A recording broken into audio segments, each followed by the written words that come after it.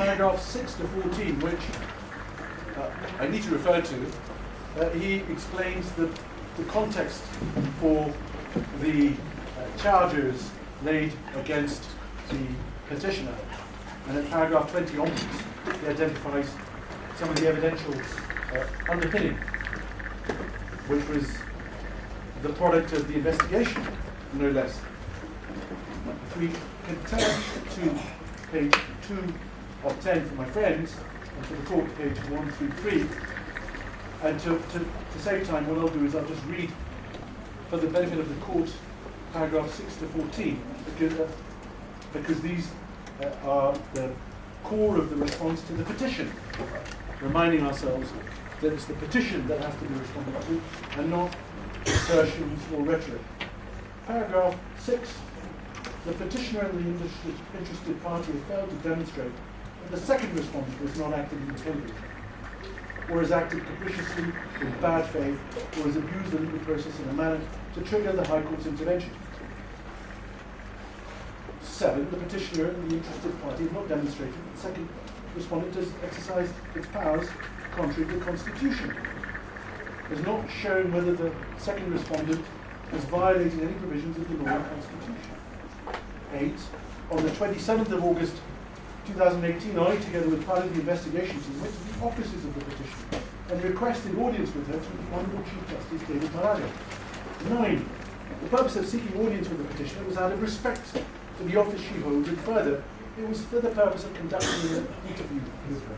10, I met with the petitioner in the boardroom of the Honourable Chief Justice, and we did explain the purpose of our visit to the petitioner and the Chief Justice, which was to interview the petitioner on the allegations that she was facing that are subject to the investigation I was carrying out.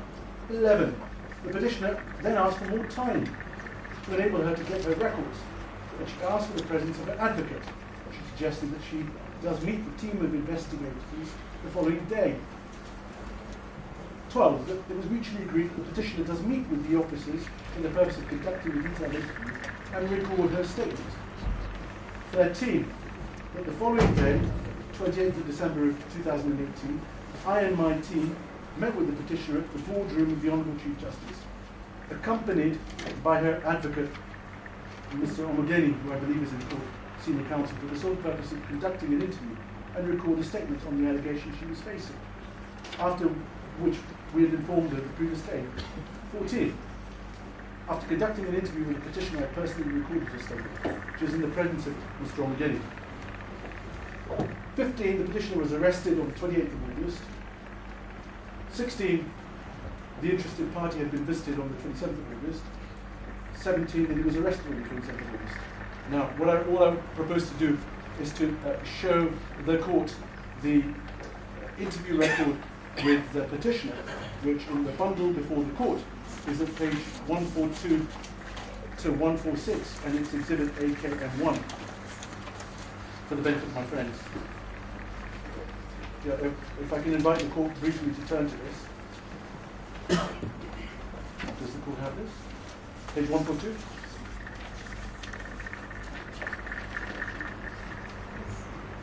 Headed Statement Under Inquiry, 28th of August, 12:30, Supreme Court Building, and it's written by Mr. Commissioner.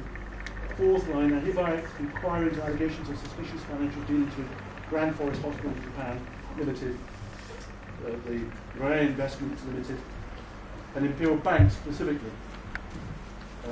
Abuse of your office in dealing with Imperial Bank, fraudulent disposal of mortgage security, numbers are given, failure to pay stamp duty, or for the type of properties that are identified due over the page, reason to believe that you've been involved in the above questioned allegations, or have information which may assist. Do you wish to say anything in answer? Page 144, the statement of the petitioner. I am Philomena Mwilu, holder of ID number. As regards my dealings over and with Grand Forest Hospital Japan, Royal Investments Limited, and Imperial Bank, these were pure commercial deals of borrowing and purchases and sales. They're not tantamount to abuse of office. And I have nothing more to say on the same. That's the long and the short of it. With regard to the payment of stamp duty, these were paid cash to the lawyers, Mutunga and Company advocates, upon their advising me of the payable sums in respect of each transaction. The advocates are the ones who processed all the transactions, including payments after valuation, and thereafter gave me the deeds. As regards the disposal of mortgage security, everything about this transaction was agreed between myself and the receiver manager, and there was absolutely nothing fraudulent. After the sale, the bank received payment of 65 million and 35 towards payments of the loans of the long-term loan, which is secured by simple deposit. Explain the circumstances in which you obtained the 12 million loan. It was a commercial transaction which was fully repaid, albeit later than anticipated. It was a personal private borrowing. We paid the vendors of 3734202 and 3734209 a total cash of 20 million shillings and deposited cash 10 million shillings to reduce the disbursement of 12 million. What was the source of the 13 million shillings? It's a private personal matter. I have nothing to explain or say. So to say that an opportunity was not provided to give an explanation is less than comprehensive. But then if I could invite the court to turn to the response of the interested party, and that for my friend's benefit is AKN2, for the court, it begins at page 149. I ought to, of course, also add that when the petitioner was arrested, at page 148 of the bundle, the court would see that when she was asked whether there was anything more she wanted to say, she said, I have nothing to say. Which is perfectly justified, as every individual has a right to silence. Page 149, AN2, is the cautionary statement addressed to Mr. Kima, the interested party. And at page 152, we see the record of the statements that Mr. Kima, the interested party, gives. I'm not going to go into detail, simply to ask the court to turn from page 152 to 159. That's 7 pages. And if you just look at 153, second paragraph, what does he say? At various dates and times I received instructions with respect to land transactions. 154, he deals with this question of what he identifies as an undertaking, and he says halfway down the page, this is an issue that's absolutely internal to the bank, between the bank and its customer. Now, of course, he doesn't say I was acting for the bank and the customer at the same time. If we turn to page 158, at the top of the page, we were told yesterday that the interested party was disadvantaged in terms of responses because he didn't have access to his documents. 158 enumerates every single one of the title deeds, 5 of them, accurately. So with respect to the interested party, plainly has a memory which is impressive, enviously so. And then we see that he refers to stamp duty having been paid, and that's obviously a matter that's taken issue. Moving on, within the affidavit of Mr. Mwafetsu, if I could then move to paragraph 20 of the affidavit, which the court will find at page 4. Page 4 of 10. Page 4 of 10, forgive me for my friends, page 135 of the bundle. Paragraph 1 through, page 135, forgive me, paragraph 20. Does the court have that?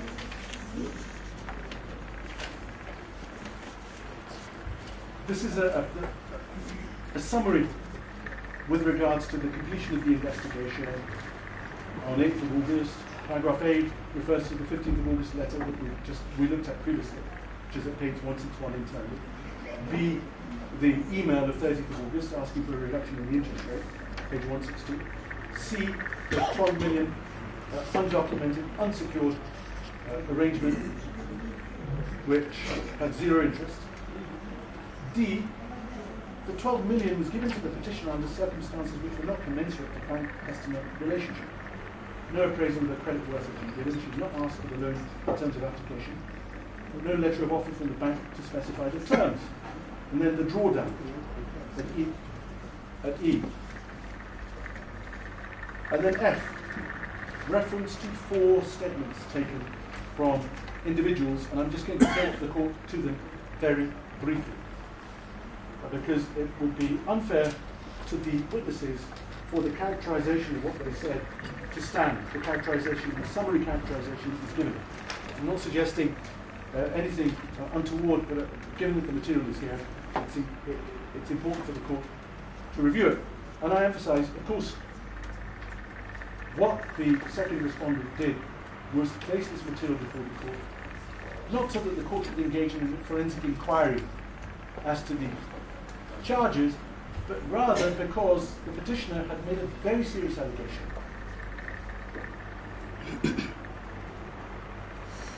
that she was the subject of political motivation. I emphasize this because in the ordinary course of a judicial review, this is not material that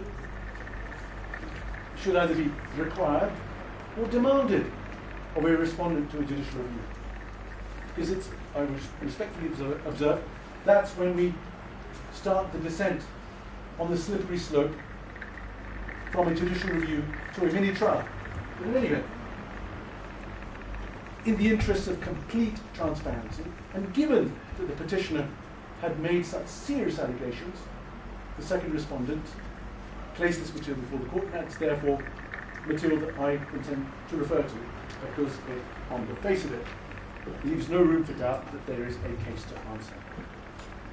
I begin at page 163, which is the affidavit, forgive me, the statement of Mehbooba Jafarali Shamji, AKM4 for my friends, page 163 to 168 of that bundle. Does the court have it?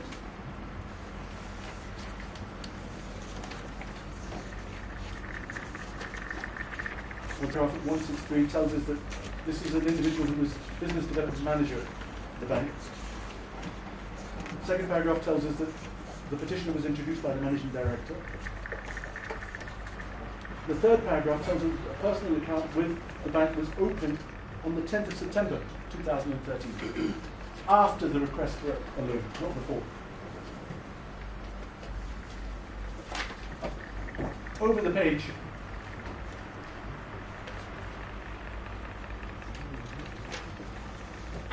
second paragraph, we're told that the documentation relating to the formalities of approval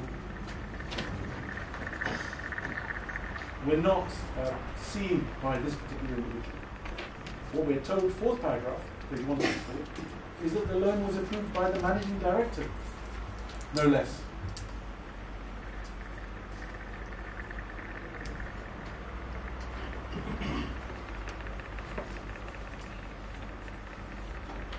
The penultimate paragraph also tells us that so far as the 12 million is concerned, that there's no documentation that has been seen or evidence of that loan.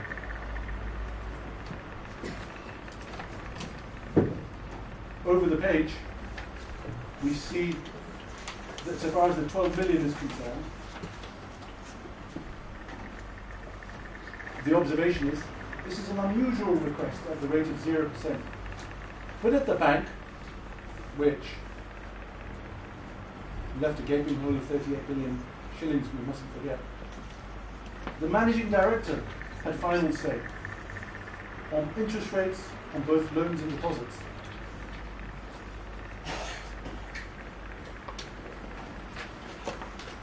If we can move to page 167, which is internal pagination for my friends, page 5. Fourth paragraph. Beginning subsequently, does the court have the fourth paragraph? Page 167.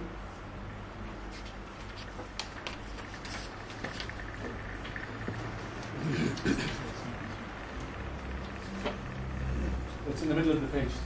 Subsequently, the managing director of IBL passed away on 15th September. Justice Mwilu mentioned she attended the funeral to pay her last respects. 4 weeks later, Imperial was in receivership. After receivership, the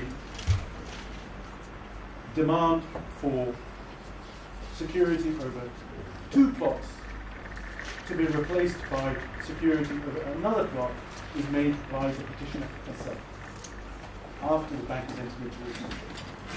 Now, of course, in very elementary terms, a bank that is in receivership, the receiver's obligations not least include understanding what's gone wrong and also ensuring that there is sufficient security for creditors. So to relinquish or to allow security to be removed and not to be replaced undermines the position of the bank. And anybody who knows that a bank, financial institution, is in receivership, and subsequent to that, asks for the security to be released, I respectfully observe, it's not unreasonable to infer understands that if the security is released and not replaced, the position of creditors is worsened.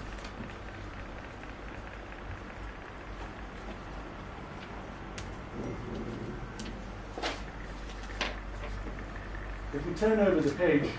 I'm trying to understand that in the portion that you referred to at page 160. You raised it in your earlier submissions before you put your brief. You have again read over it. I wish to understand what significance the respondents are trying to demonstrate in the petitioner attending the burial of the managing director. My lady, of course, if anybody passes away, it's incumbent upon all of us to pay our respects. That's a given. Each of us has to depart this world at some point. The additional observation here is when one looks at the letter, 15th of August, 30th of August, and one sees the witness evidence, it's clear. The relationship between the petitioner and the managing director is not arm's length. And what this lady is telling us is, forgive me for using this language, it's the managing director who calls the shots. He passes away. The bank enters into receivership. So what is the petitioner's response? I'd like to... May I say something? Well, I thought that it has really highlighted and got to avoid repetition. He has mentioned managing director so many times that I thought he has made his point. We're supposed to be highlighting, not to be involved in next where stepping without the settings to do records. The lordship will have the opportunity of reading those documents. I think a more fundamental point which we have problems with is speculation. If this council wants to be a witness on who attends what funerals, it's okay. Let him go to the witness stand. Let him file an affidavit. This court is not sitting here to attend, to have a list of who attended his funeral and what purpose. Let him speak to the documents and to the law. He speaks to the document and the law, not the speculation. This was the point that all I needed was clarification. Let's not split hairs. But more than that, Dr. Kamina, they are on the dance floor. They elect to make their submissions in the manner that council is making. They have their hours. Once the hours run out, it will be up to them. If they have not made their point, They are able to talk even about mundane matters. But Malady, they should not dance on the grave of the dead. The African tradition is quite...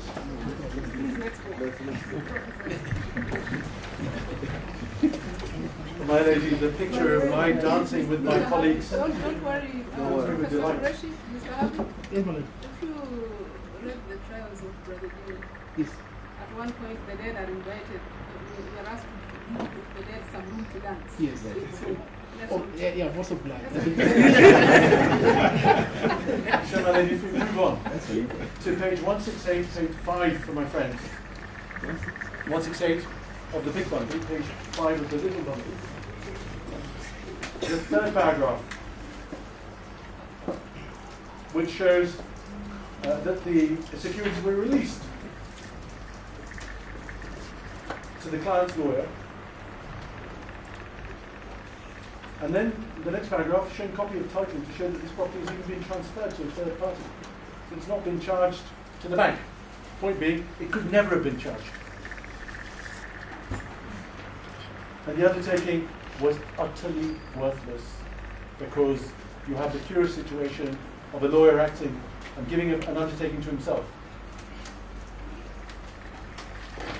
Next, Peter Unzuki is referred to, and his, for my friends, is AKM5, and the court will find this at page 169 of the bundle before the court. I just want to take the court to this very briefly, likewise the other three statements. Peter Unzuki, page 169, does the court have that? He explains he's a banker, halfway down the page, credit manager, Imperial Bank, other position since 2014. He, over the page, makes reference to the 12 million unsecured loan. Sorry? I'm sorry, I didn't hear that. I'm sorry. The final paragraph, which stated, it's my opinion that before any loan is drawn, the following are basic documents. He's the credit manager. Request letter, appraisal, executed letter of offer, security rate, interest rate, repayment period, loan amount, and these are obvious to anybody who's borrowed money on an arm's length basis as a customer of the bank. Of interest in this respect is the absence of borrower's request letter. More importantly, said loan is at zero interest. Over the page. Now the language, of course, is the language of bankers. Bankers are not there to determine anything other than how does this operate within the banking world. This is quite strange, and I would respectfully submit that's an understatement. Due to the fact that as a bank, the core business is to trade in depositors' funds held at cost. It's only in circumstances where a facility becomes non-performing or project funded fails that such loans are restructured or rebooked at zero interest, but this was not the case. The absence of borrower's application request for a facility puts in doubt the lending contract. And then he adds, the loans are now fully repaid as of 30th of December 2015. Internal page 176 tells us that.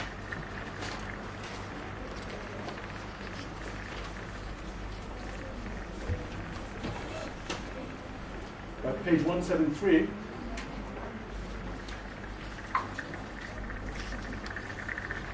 we see halfway down the page the security release at the behest of the petitioner, the two plots ostensibly to be replaced by one, which never happened. He says the request was to allow substitution of title numbers 373, 374 with another title. I was agreeable on the following conditions: new valuation, immediate settlement of outstanding balance, a charge of 120 million, acceptable undertaking, not just acceptable undertaking.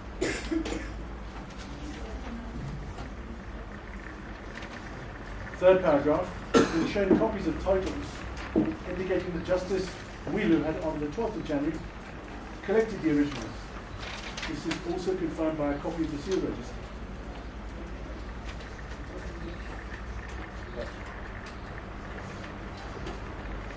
Moving on, the penultimate paragraph, second paragraph, little number 2, developments highlighted above indicating transfer of property 37334 to Mitsuru Taki implies that the outstanding balance on the loan of 43 million is unsecured, and that's not disputed.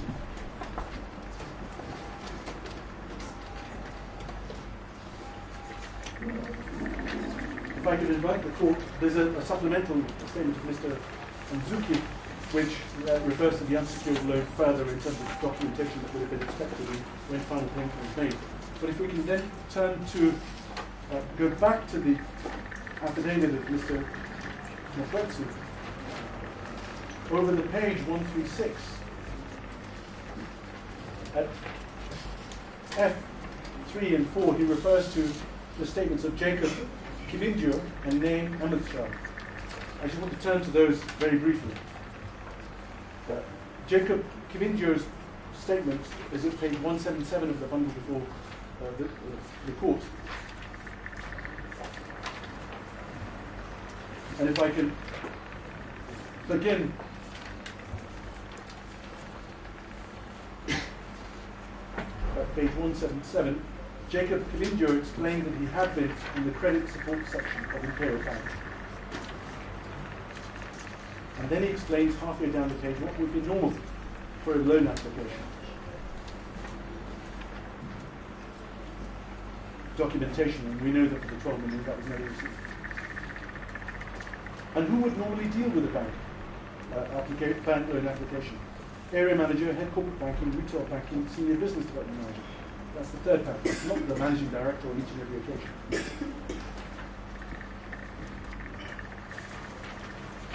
Over the page, the penultimate paragraph, he again refers to the stark nature of the zero interest on the 12 million.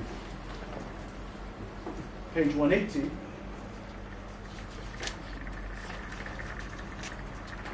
this refers to the substitution of security. And what he said was that he recommended the following. Client needed this facility, page 180. For my friends, internal page number 4. Recommendation, halfway down the page. Client needed this facility apparently to purchase yet another property at Lavington. This facility was to be required for a few months as she sells at 25 acres of land in Athi River. Proceeds of this sale was to clear the entire loan facility. She offered 5 title deeds, simple direction. Valuation was not provided. The year had suggested a valuation report was necessary. A copy of the sale agreement was necessary. An irrevocable professional undertaking. Not just an undertaking. His recommendations were rubbish. And contrary to what he expected would have happened, there was no valuation.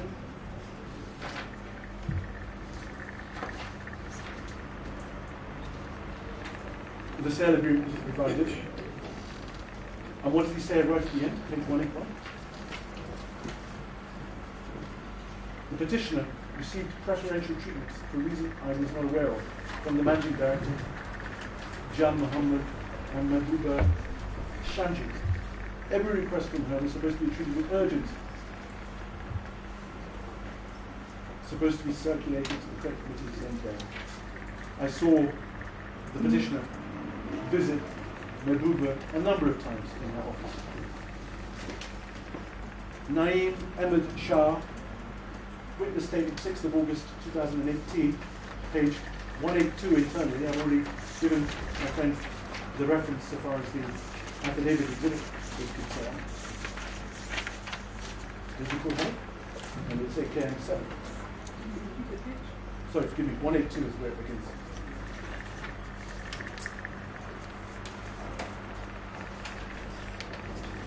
Does the court have this? First paragraph.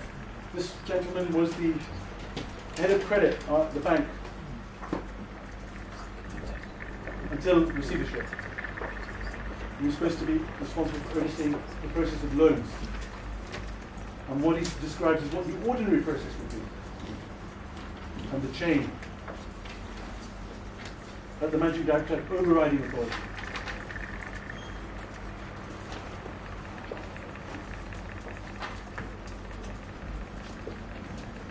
Page 184.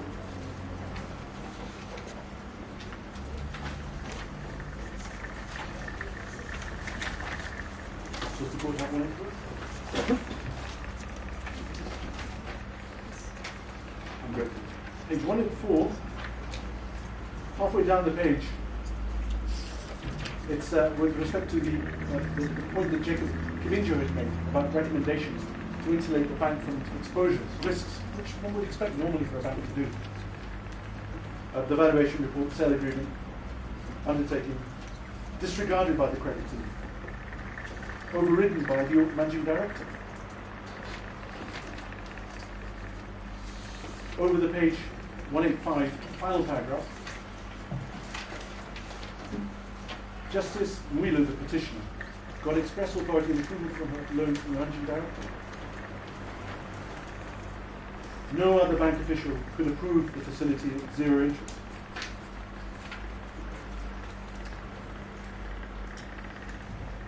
If we come back to the petition,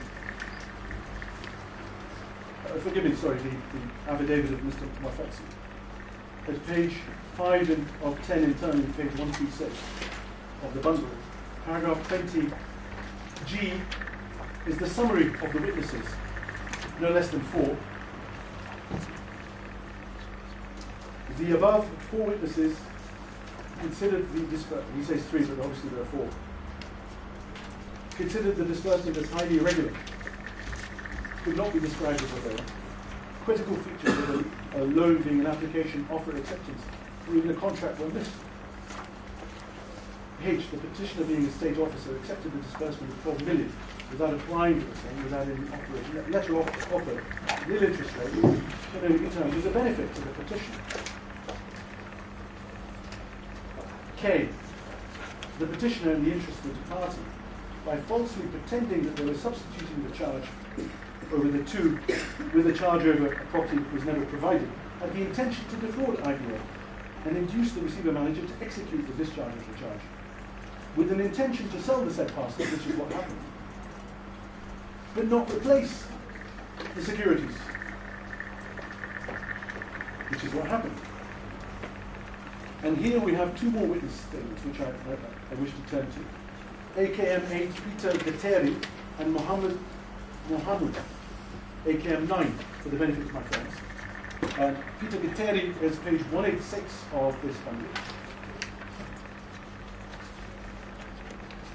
Does the court have it?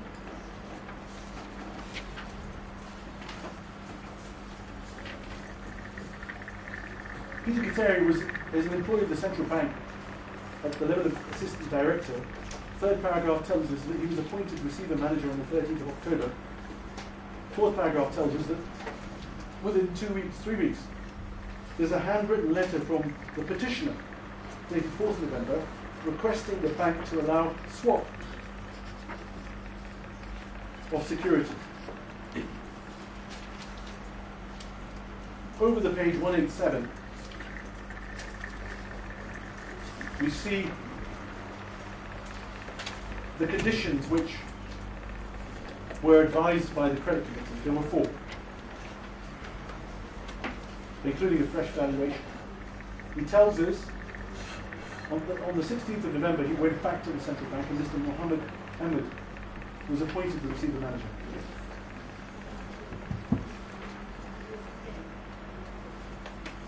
And that's where we take up the story in terms of the narrative. Mohammed statement is at page 189.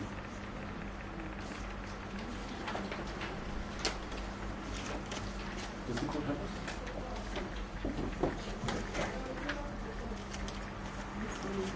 He's the chief executive officer of Kenya Deposit Insurance Company. He'd been appointed as receiver manager on the 13th of October. And the 3rd paragraph tells us at 4th line that he received a request for 10 client loan funds, including that of the petitioner. So it wasn't just the petitioner, there were 10. And then over the page he tells us his analysis. And at page 190, the first substantive paragraph, he tells us that the account at the bank was opened on the 6th of September So as of 15th of August, there was no client-bank relationship between the petitioner and the bank. The two witnesses are separate. Halfway down the page, he says that which has already been said by the other witnesses. Strange, a bank would give out loans at no interest, but more curious observation, there's no evidence of application or service.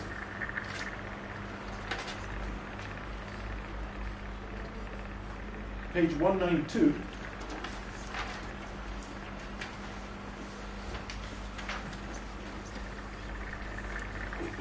He expresses his concern that there was no as to why the managing director and Nameshar disregarded recommendations, which were obviously made by Jacob Kilinga, as we see. Page 194, first substantive paragraph,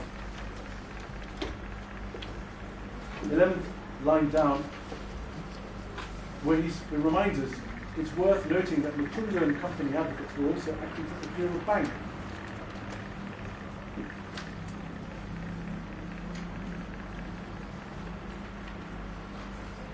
Page 195, the final paragraph.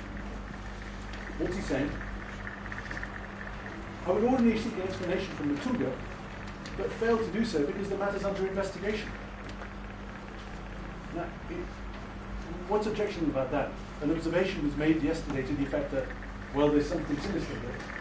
But who better than the authorities of the state to investigate where somebody has their own suspicions, their own alarm bell has been rung?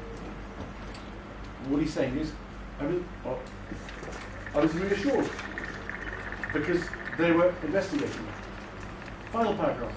May I also indicate that on perusal of the loan file, I realized on a number of occasions the customer used judiciary letterheads to communicate with the bank. Classic examples of letters of 15th of August, Group Managing Director, and 14th of Jan 2016 to myself as the receiver manager, and that's in the context of getting the security released.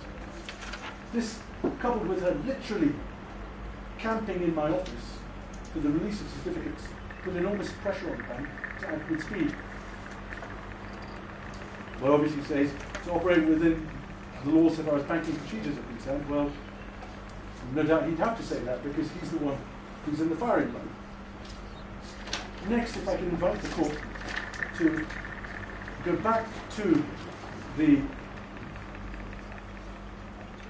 affidavit of Mr. Mwafetsu, and we were at paragraph 20K. We're nearing the end of the review of this.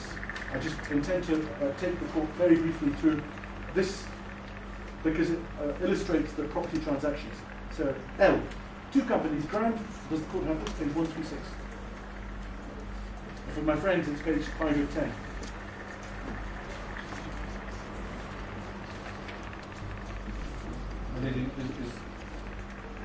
L, the two companies, Grand Forest Hospital Japan Limited and Rai Investment, purchased properties from the petitioner at different rates. And we've got the Rai investment, 165 million. We've got the narrative for it. We are told that she paid 70 million for it. But N, paragraph N, tells us that the chap who owned it, Mr. Shute, was apparently paid 80 million for it. Oh, sorry, forgive me. That was 70 million. Forgive me, I apologize. Vendor had paid for stamp duty while purchasing. O2, the petitioner never paid any stamp duty while purchasing. P, the petitioner's sale of the parcel to Grand Forest for 150 million, which is paid through her chartered standard charter account. We've got a breakdown.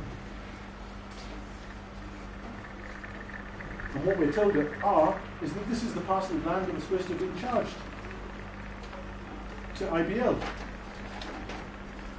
And over the page S, as a consequence of it being sold at a very generous, nearly 100% profit in less than a year, the bank was left with no security for the loan facility that the petitioner had. And let's not forget that the release took place at the behest insistence of the petitioner.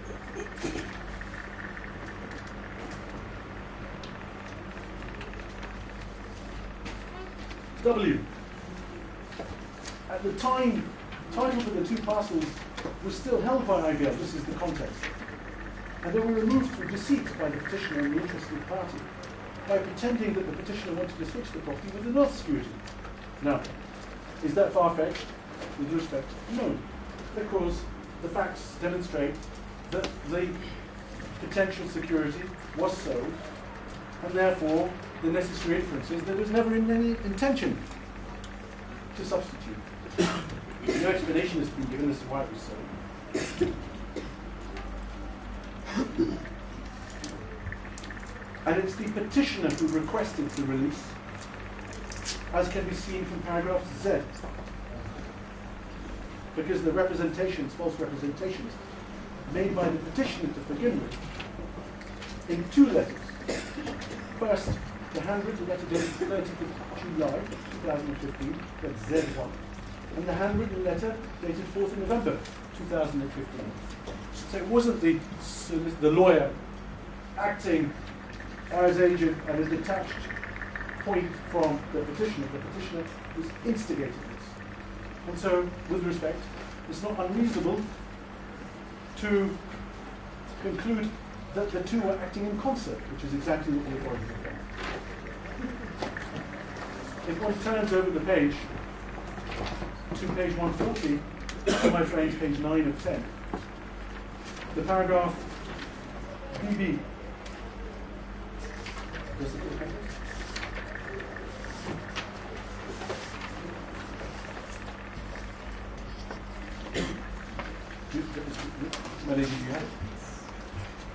Inquiries made at KRA revealed that the petitioner, in conjunction with the interested party, never paid the stamp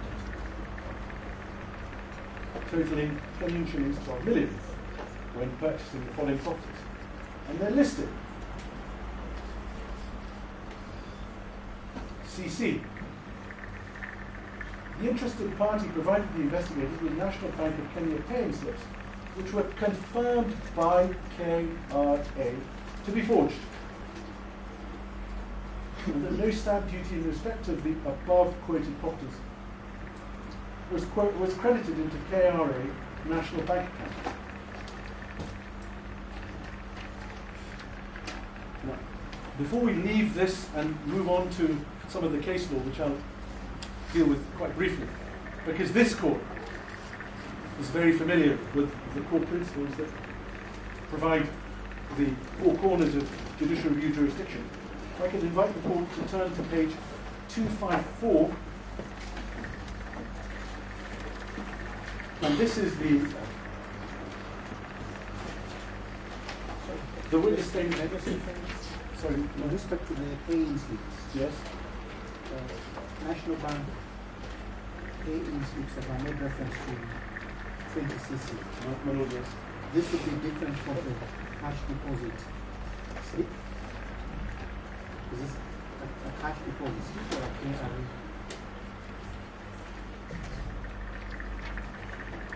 My understanding is that the assertion advanced by the interested parties that he paid cash into the KRA account.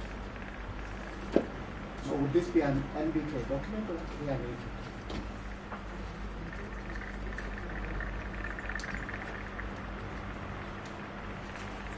You don't have already answered, so I just wanted to answer that. My understanding is that what happens is the money's paid into the bank, and then the slip from the bank is taken to the KRA to demonstrate that payments have been made into the account of the KRA. Now, what does that say? Maybe before we leave that, just so that we are clear in our minds that we are responding to what the petitioner has stated. Because their position is that the petitioner did pay stamp Yes. duty. Yes. And that her legitimate expectation, even if it was to be argued that she had not complied with what KRA would have expected her to do, was that the practice would be KRA to first notify her that she had failed to pay and indicate to her that she is expected to pay within this period. And then if she failed, they would then take up the matter. And it is on that basis that the petitioner is saying the action was actuated by malice and ill will in not treating her the way that KRA would ordinarily treat defaulters? What would be your response to that? My lady, my response on my feet would be as follows. Ultimately, there is only one question to be asked, which is, does a certain course of conduct engage potential criminal liability? That's the only question. That's the only question. And then the issue is, what's the nature of the conduct? And here we have a course of conduct. We don't just have an isolated example which might be forgetfulness. We have numerous properties in respect of which the allegation is failure to pay. And when one's looking at a scale of potential culpability, if there is a range within that scale, isolated example forgetfulness perhaps comes lower down the range. But continuous conduct involving substantial amounts over a period of time, is it really the case that in such a situation the authorities should not, as they are entitled to do, pursuant to the statutory framework, the criminal law, as they did by referencing the matter to the first respondent on the 21st of May, and then let the investigation take its course, as authorities all over the world will indicate, where we go where the evidence takes us. And very often in a criminal investigation, the starting point takes the criminal investigators down a myriad of avenues. And ultimately, particularly with complex commercial transactions, financial transactions, unraveling them is not straightforward. But here, we've seen the efforts of the authorities are not targeted. We've seen how the authorities are alerted. These are substantial transactions. 70 million, 80 million per property within a year. It's a substantial rate of return. Moving on to page 254, which is the witness statement of Julius Shege Makaria. Does the court have this?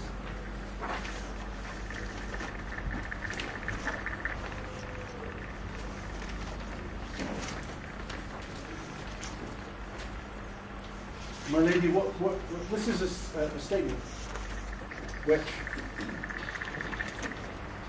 sets out that this is a gentleman who's the manager of the Intelligence and Strategic Operations Office in the KRA. His duties include collection of intelligence and investigations. He's tasked to review the records to provide information that was being requested. And the criticism was, where's the letter from the DCI dated 9th of August? Well, we're not before the criminal court. And there's no allegation that you're making that somehow that letter doesn't exist. And if you were going to make that allegation, you've had this witness statement since the end of August 2018, and it's incumbent upon you to ask for it. It's not good enough to come before the court and say, well, where's this, where's that, where's the other?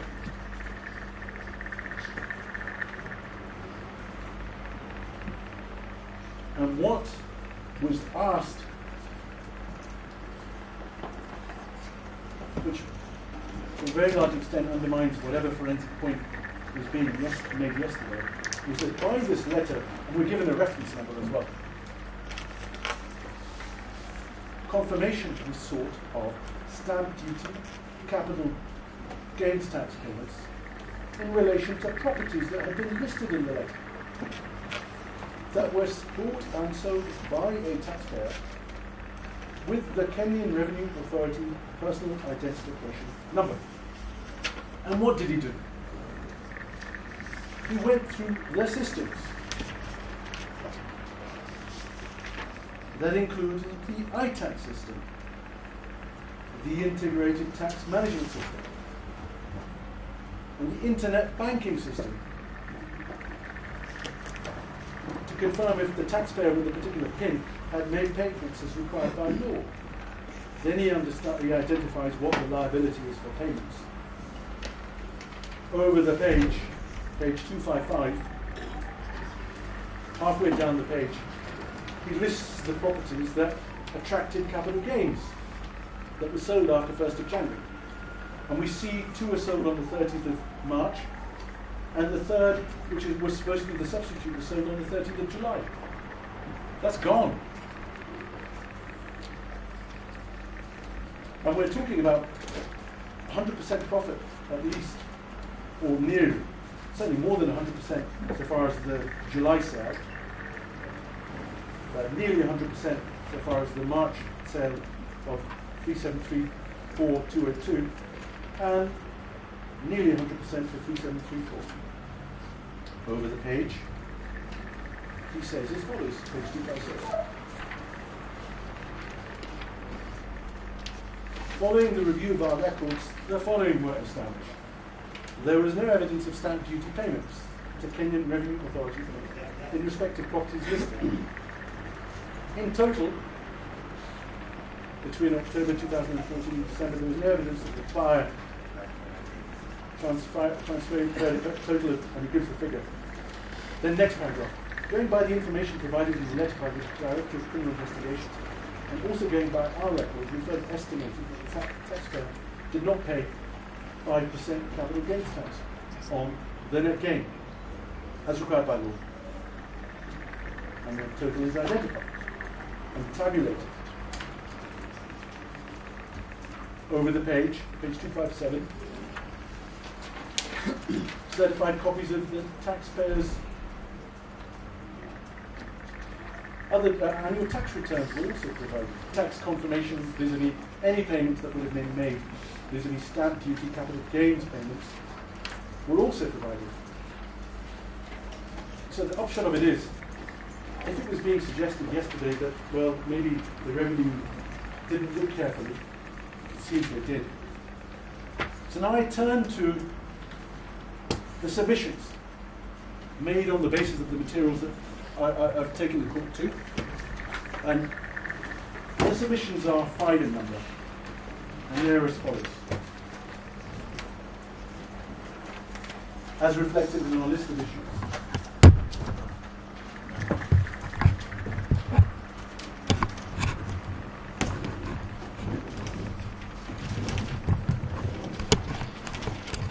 The first is very simply this.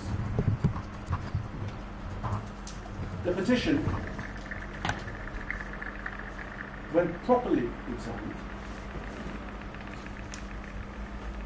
is devoid of material particularity or evidence.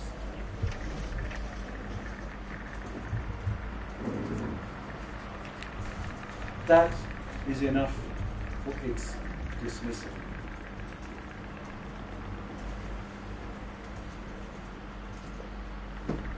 It is the petitioner who must establish the grounds enumerated in the petition, and the petitioner has failed to do so.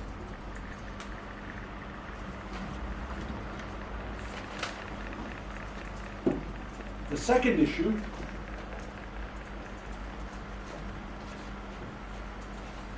I respectfully submit, and the evidence, including not least the evidence that the petitioner herself placed ostensibly in support of her petition, confirms that the first respondent's actions are manifestly compatible with the Constitution of Kenya, not least Article 157.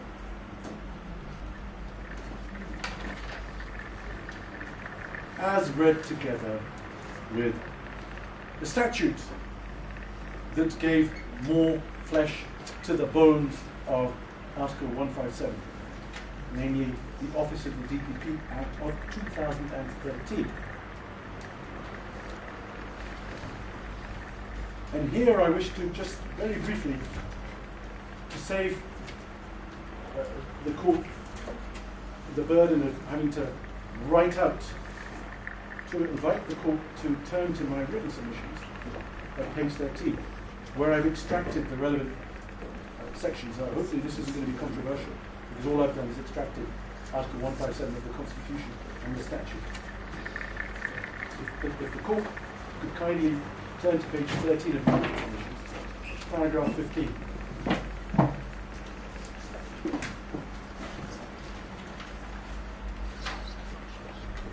Does the court have that? No, in fact, paragraph 15 is reference to Article 157 of the Constitution. The Constitution is extracted in its entirety, volume 3 of the bundle. But if you turn to 157(6), the Director of Public Prosecution shall exercise state powers of prosecution and may A. institute and undertake criminal proceedings against any person before any court other than a court-martial in respect of any offence alleged to have been committed.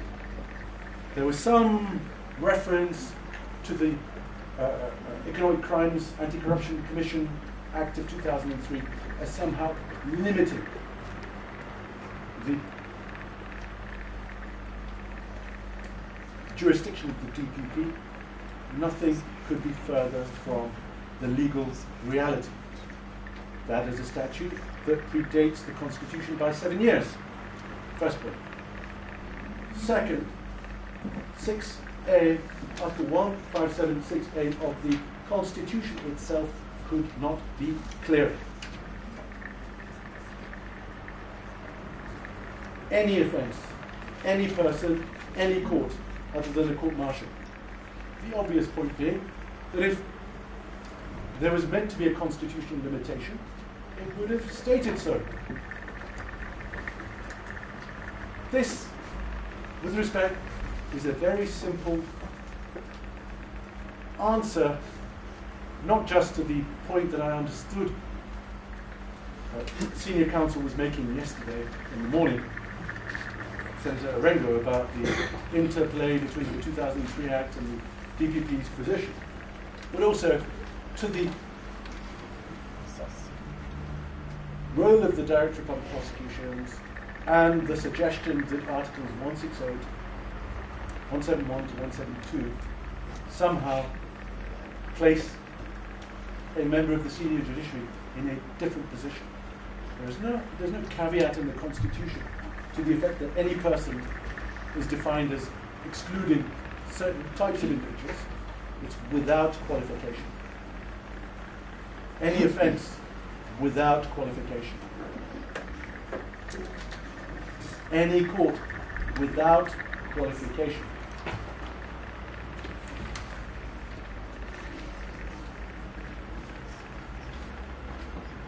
Page 14, Article 157, 10 and 11. I'll take these very briefly. To illustrate the way in which, or to protect the first respondent, the Constitution has made the first respondent's position abundantly clear.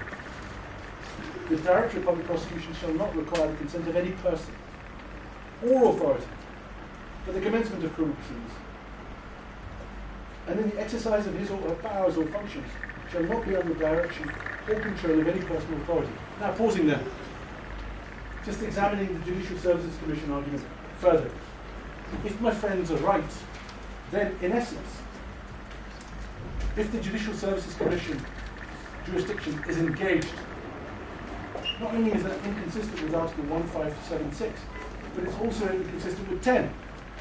Because in essence, until the Judicial Services Commission ceases to be seized of the matter, it, on the argument that's being advanced by my friends, prevents the Director of Public Prosecution from commencing criminal proceedings. So in essence, absent the JSC's consent, the DPP cannot exercise its functions.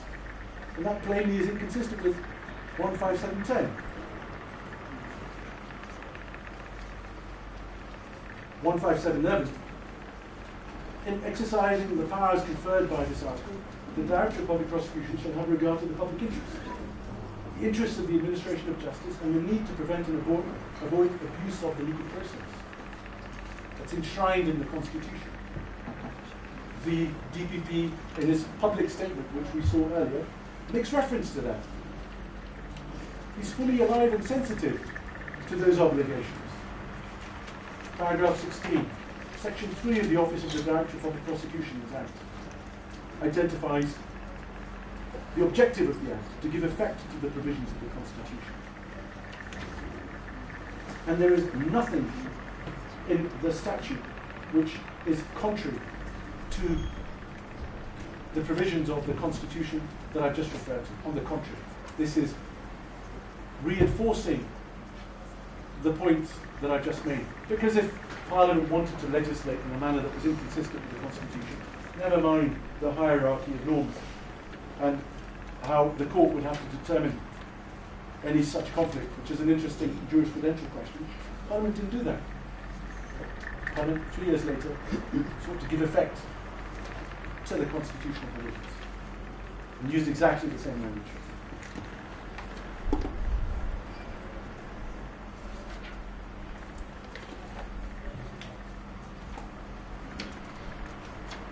So,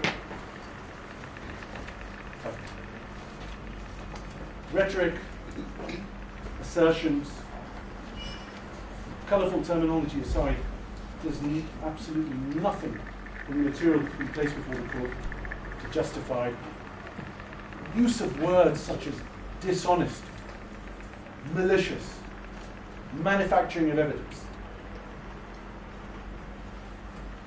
And it's just unfortunate that those are concepts that have been referred to, but they have, and there's no escaping that fact, I'm afraid. Issue 3.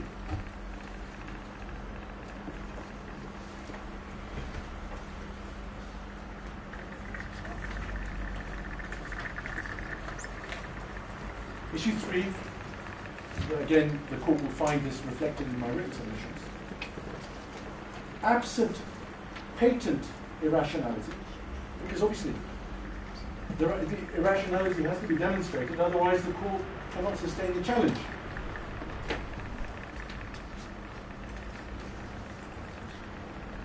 I submit it would be incompatible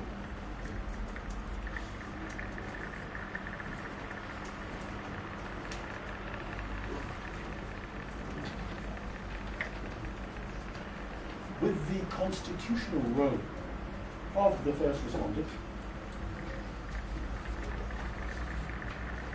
and the proper administration of justice for any court other than the trial court to embark upon any substantive evaluation of the facts and matters underpinning the charges.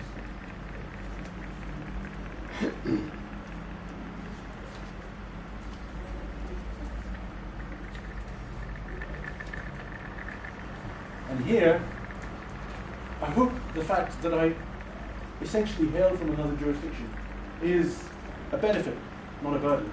Because that other jurisdiction, in England and Wales, because it is England and Wales, it's nowhere else, has a position which is remarkably similar to that adopted in Kenya. Page 18 of my written submissions, paragraph 26, under the heading Exercise of Prosecutorial Discretion. I make reference to this material simply for comparison. I'm not suggesting any jurisdiction has the right answer, but it's a happy coincidence, at least, that the courts of Kenya and the courts of England and Wales are ad idem. They see this in exactly the same way. Paragraph 26 of my written submissions.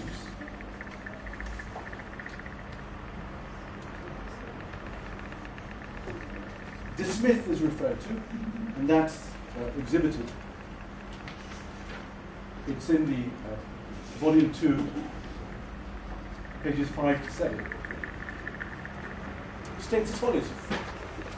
Even where matters are within the court's jurisdiction, there is a marked reluctance to exercise supervisory jurisdiction over police decisions to investigate, charge, administer cautions. And decisions of the DPP to prosecute, continue, or discontinue criminal prosecutions. The court will generally do so only if there is a grave abuse of power or a clear breach of the police or prosecuting authorities' settled policy. Rationale. Claimants will also be expected to use other alternative remedies, such as an application to the relevant criminal court to dismiss or stay the criminal proceedings on the grounds that they're an abuse process, or to utilize any route of appeal that may exist. They're not left without legal recourse, but there is a proper legal recourse.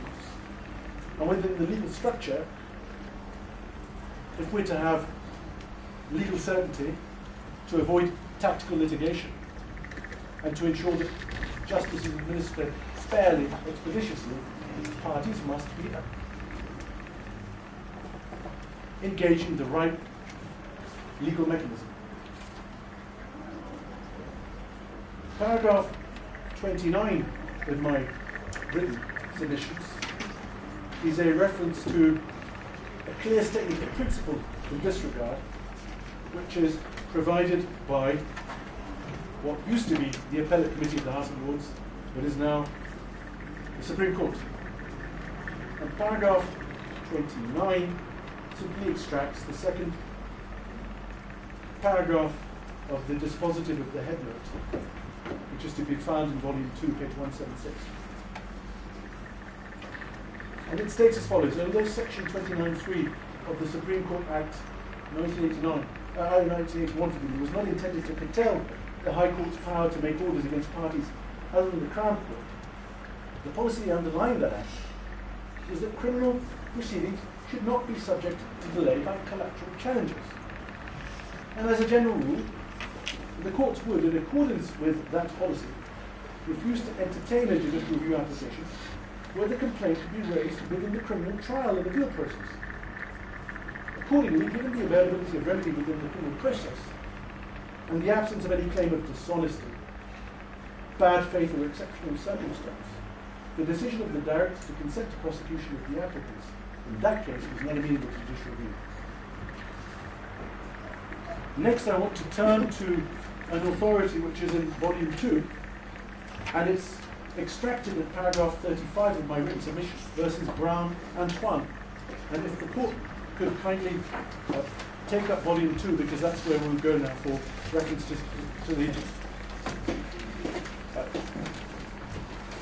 other cases that I intend to take the court to. Again, hopefully this will save the court time in terms of having to make a note.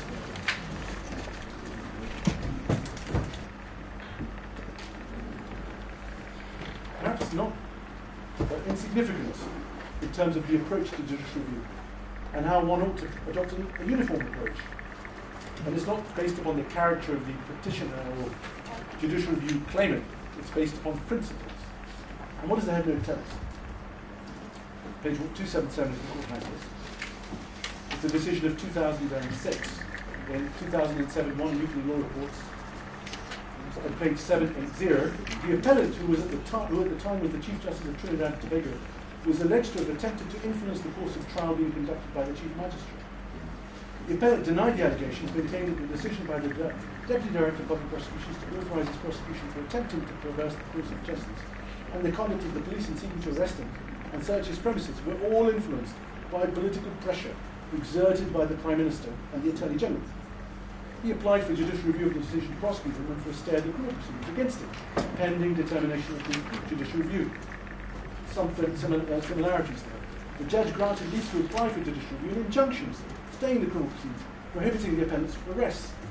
But the orders were set aside by the Court of Appeal of Trinidad, following appeal. And then the appellant's appeal to the Judicial Committee, dismissing the appeal. As follows. Although a decision to prosecute was in principle susceptible to judicial review on the grounds of interference with the prosecutor's independent judgment, such relief would in practice be granted extremely rarely. That in considering whether to grant leave for judicial review, that's leave and not just substantive, the court had to be satisfied not only that the claim had a realistic prospect for success, but also that the complaint could not be adequately resolved within the criminal process itself. So first, before you get beyond the permission threshold, which is the way in which judicial review works in the courts of England and Wales and many jurisdictions, that until there was a reasonable realistic prospect for success, permission would not be granted. And even if permission was to be granted, at that juncture, the court had to consider whether there was not an alternative forum, namely the criminal process, either at the trial or by way of an application to stay the criminal proceedings as an abusive process.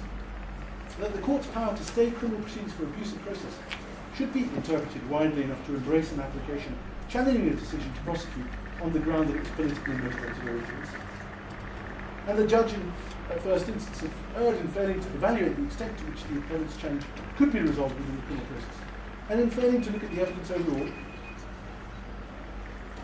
and to identify the grounds on which the appellant's challenge was arguable, that the Court of Appeal had been justified in making its own analysis, and that since in the circumstances all the issues would be best investigated and resolved in a single set of criminal proceedings, permission for judicial review ought not to have been granted and had rightly been set aside to the analysis, which is pertinent and is very succinctly summarised at page, by Lord Bingham, the late Lord Bingham, at page 284 of the bundle, page 787, the paragraph below H at the bottom, numbered 5, just to have this.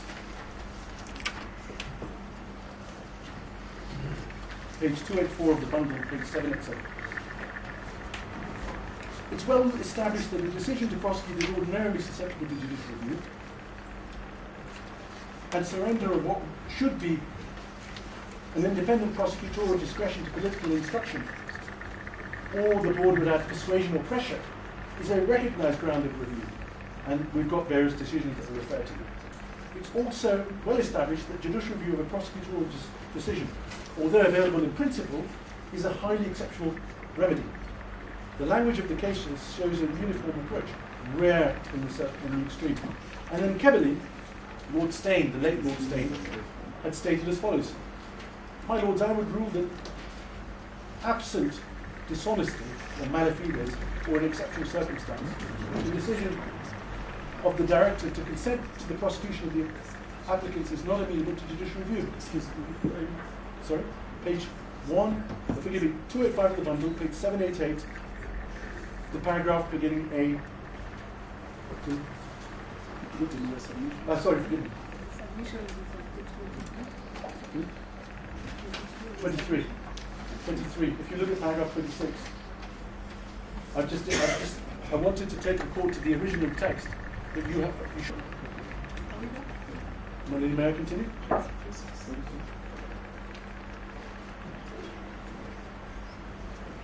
Lord Steyne, "My lords, I would rule that absent dishonesty or malefides or an exceptional circumstance, the decision of the director to consent to the prosecution of the applicants is not amenable to judicial review."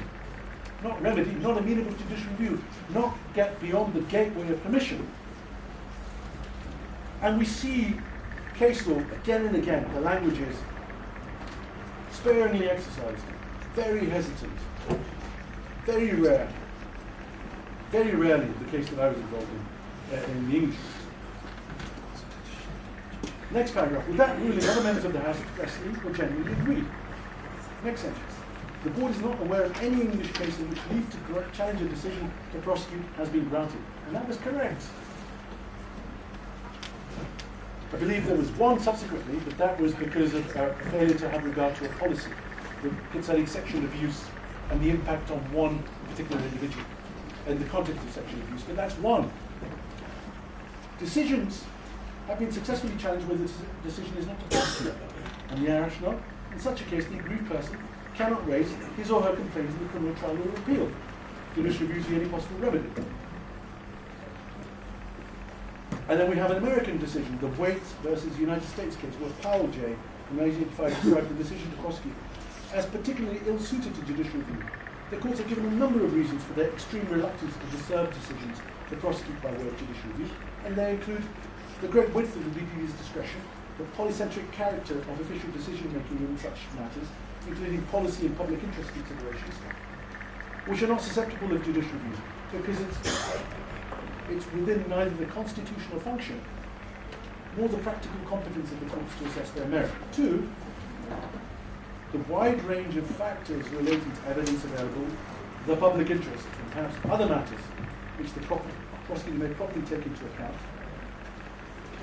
accepting that the threshold of a successful challenge is a high one. The delay inevitably caused to the criminal trial if it proceeds. Four, the desirability of all challenges taking place in the criminal trial or on appeal.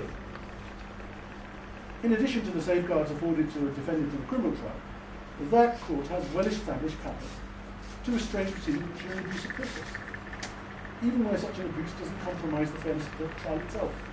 Over the page,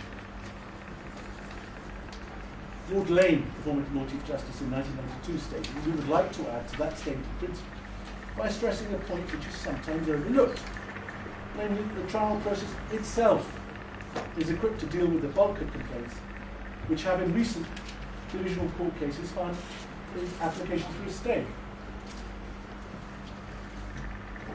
Just the final two paragraphs that I want to read out. Paragraph Roman 5. The blurring of the executive function of the prosecutor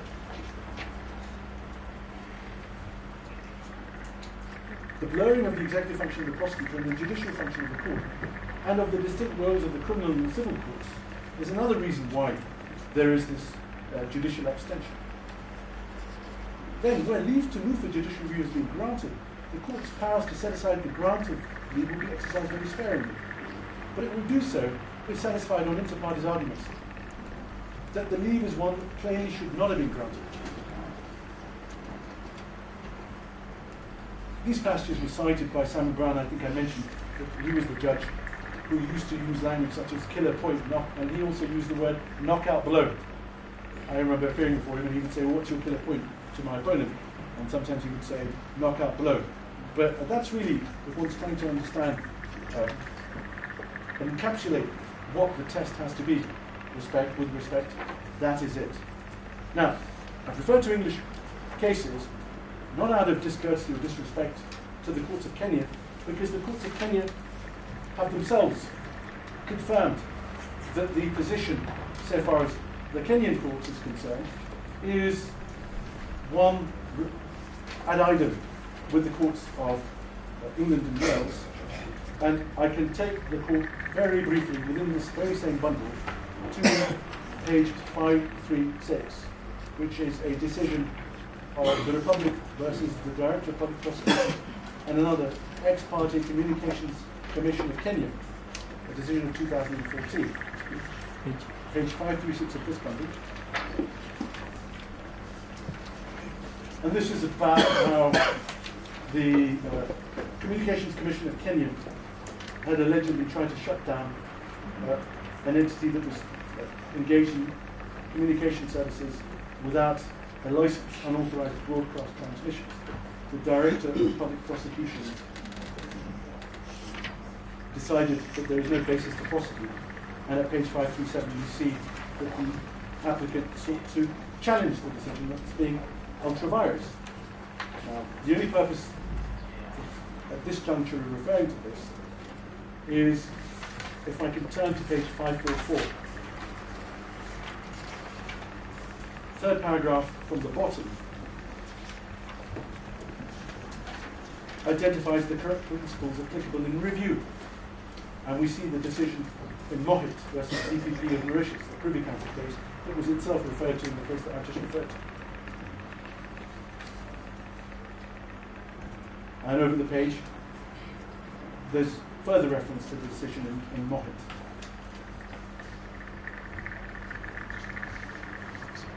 And therefore one turns,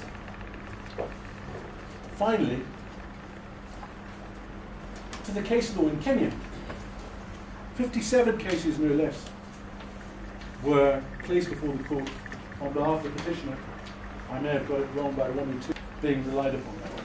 But there are only 2 cases, with respect, that I believe need to be placed before the court to inform the court of that which it already is fully aware of, and they're both from the Court of Appeal, one of January 2018, one of December 2018. I'll start with the one from January 2018, which is in the bundle at the very end of page 587. And for the benefit of my friends, it's the Diamond Hashim Lalgi versus Attorney General case.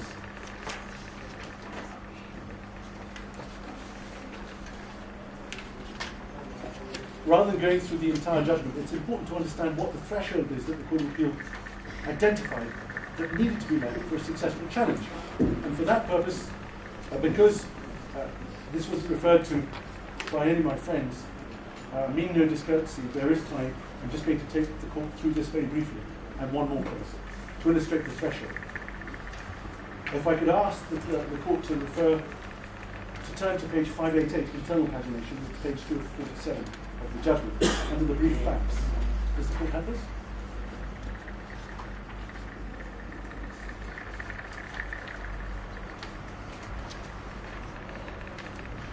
What are the facts? The appellant sought to file a judicial review application, order for prohibition, prohibiting Attorney General DPP from charging or prosecuting. They averred that, over the page, decision by the DPP to record and review a file which he had himself closed on behalf of the Attorney General, and in the absence of discovery of new important matters, and without informing the appellants of their right to be heard, was an abuse of power. The appellant further stated that prosecution for an offence allegedly committed 20 years ago without any explanation and justification of delay was oppressive, unjust, and tantamount to an abuse of criminal process.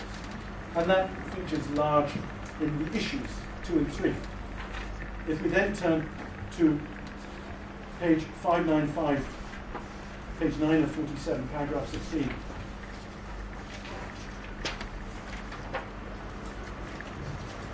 we see the following. The DPP was entitled to make errors within his constitutional jurisdiction, and the decision would not be reviewed solely on the ground that it was based on misapprehension of facts in the law. Furthermore, authorities showed that the courts were generally reluctant to interfere with prosecutorial decisions made within jurisdiction. Over the page 596, page 1047 for my friends, paragraph 21 to 23, the scope of judicial review. The exercise of prosecutorial discretion enjoyed some measure of judicial deference. And as numerous authorities have established, the courts did not interfere with the exercise of discretion sparingly and in the exceptional and clearest of cases. Sparingly and in the exceptional and clearest of cases. Although the standard of review was exceptionally high, the court's discretion ought not to have been used to stultify the constitutional rights of citizens to question the lawfulness of the decision of the DPP. The burden of proof rests with the person alleging unconstitutional exercise of prosecutorial power. If sufficient evidence was adduced to establish a breach, then it's for the decision maker to justify the decision. But that we didn't get anywhere close to that. What were the categories of abuse? The categories were not closed. And when one's considering the evidential basis, realistic prospect of a conviction, paragraph 23, the court ought to have only been satisfied that the evidence collected by the investigative agency upon which the DPP's decision was made established a prima facie case necessitating prosecution. At that stage, the court would not hold that which my friends have been inviting the court to do, a fully fledged inquiry to find if evidence would end in conviction or acquittal. That was the function of the High Court. Proper scrutiny of facts and the circumstances was, of course, absolutely imperative. The dispositive at page 599, paragraph 28 onwards, identified the reasons why the respondent's decision was not lawful. The fifth respondent, we can see at paragraph 30, totality of the circumstances considered, looked at objectively, showed that the fifth respondent and I need to remind myself who the fifth respondent was, resorted to criminal process 12 years after the alleged commission of the criminal offences. Fifth respondent sent in motion criminal investigations after he encountered frustrations in the prosecution of the previously instituted civil suits. Fifth respondent exerted unusual and excessive pressure to the investigative agencies and even to other relevant administrative authorities to ensure that the appellants were ultimately prosecuted. The fraud for which the appellants were subjected to investigations and 2 reviews was fundamentally a commercial dispute between 3 brothers on one side and 2 brothers on the other over the assets and business of a private family company, which was already the subject of civil litigation.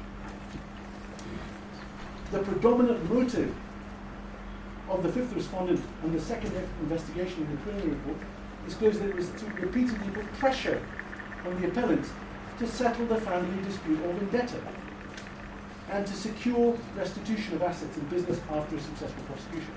That's what's required for a successful judicial review.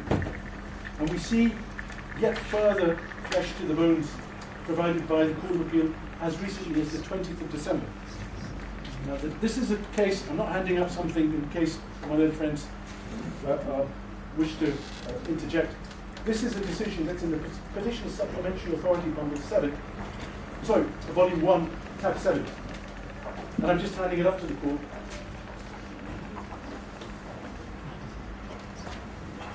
Forgive me, the fifth respondent was a brother of the applicant, not the DPP, but they were obviously plainly very influential and powerful people.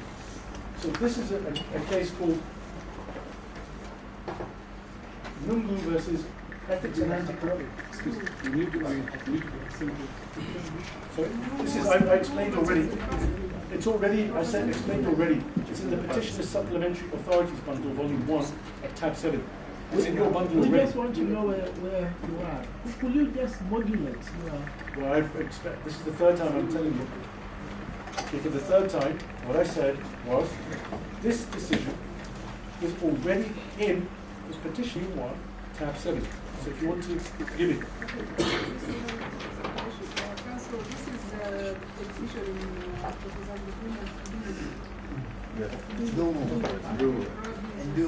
Yes.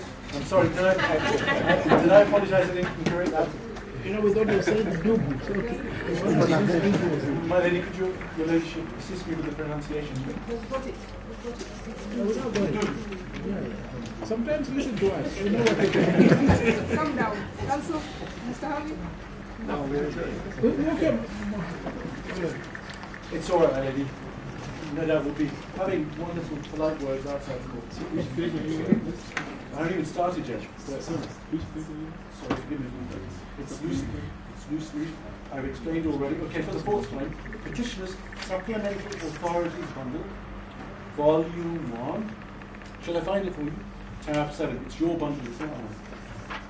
Just calm down, Miss. I've said it now 5 times. Decorum. Okay? Also, are we together? We're together now. We're okay. We're okay. We're together. Yeah. In fact, we're now very fine. Calm down. All right, please, let's proceed. Oh, sorry, forgive me, lady. So let's start with, and this is a decision from the Court of Appeal, 20th December 2018. If we can start with page 2 of 31. The appellant was the Governor and Chief Executive of the Central Bank of Kenya. And there was an advertisement calling for bids for an integrated security management system. 6 companies offered their bids. Dispute arose concerning the award of the tender.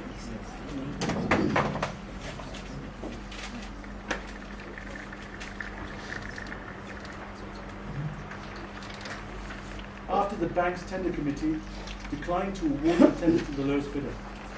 The lowest bidder filed an application in the Public Procurement and Administrative Review Board against the decision of the tender committee not to award it the tender. The review board ordered the tender to be awarded to it. Notwithstanding internal and external legal advice given to the appellant questioning the review board's jurisdiction and advice to the appellant to appeal against said decision, the appellant directed the tender committee to comply with the order of the review board. The first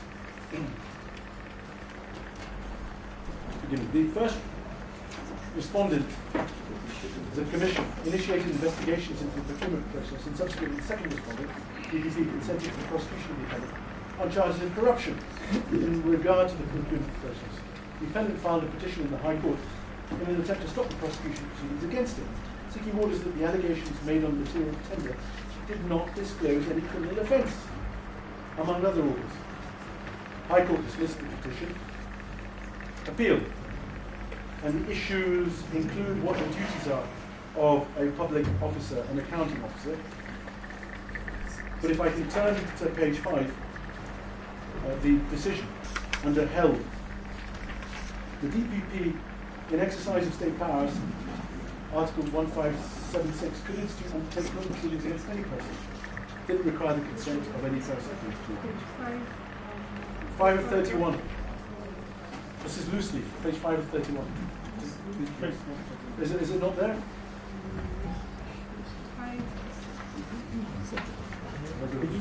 It should be 31. Forgive me, but maybe you have a different copy from the one that I've got.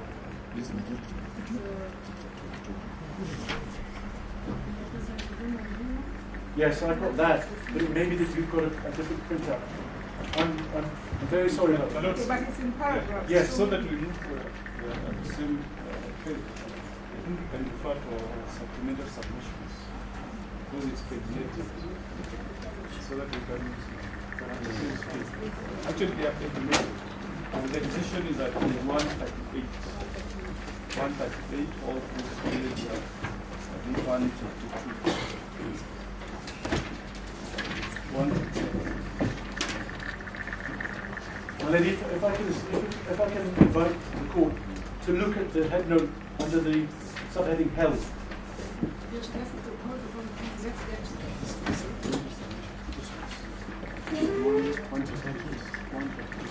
Sorry. You got 138?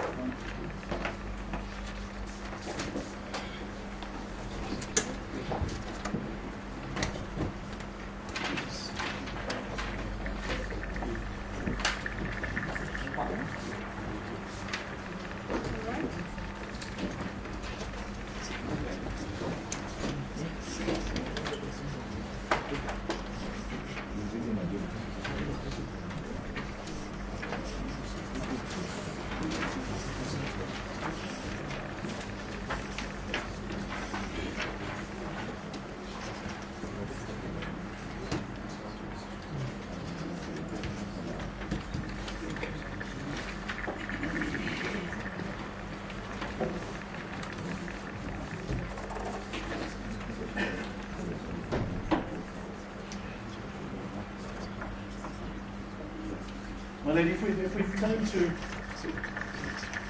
paragraph 4 of the judgment itself.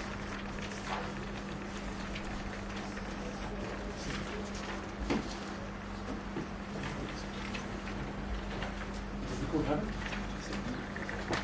This is where we're told of the background, that the appellant was the governor of the central bank, and that he finds out through a press article while sitting in Paris that his prosecution has been ordered.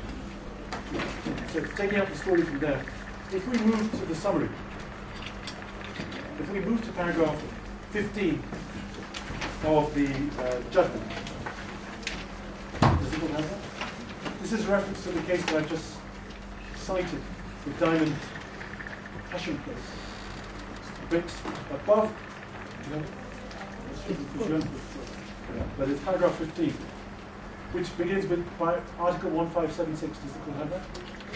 So there's an extract, but under that, this is an important paragraph because it says the following: the manner in which the prosecutorial discretion should be exercised, and the circumstances in which courts can interfere with the exercise of the discretion, has been considered by the High Court and this court in many decisions, some of which were cited by the trial judge, and have also been cited by the appellant in this appeal.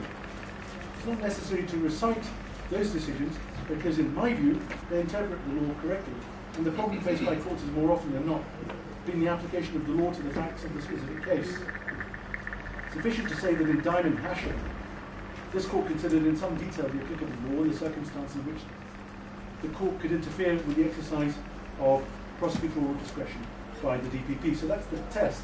And then we get to the substance. And there were three points that the judge, learned judge in the Court of Appeal identified as providing the foundation for the prosecution, which were flawed.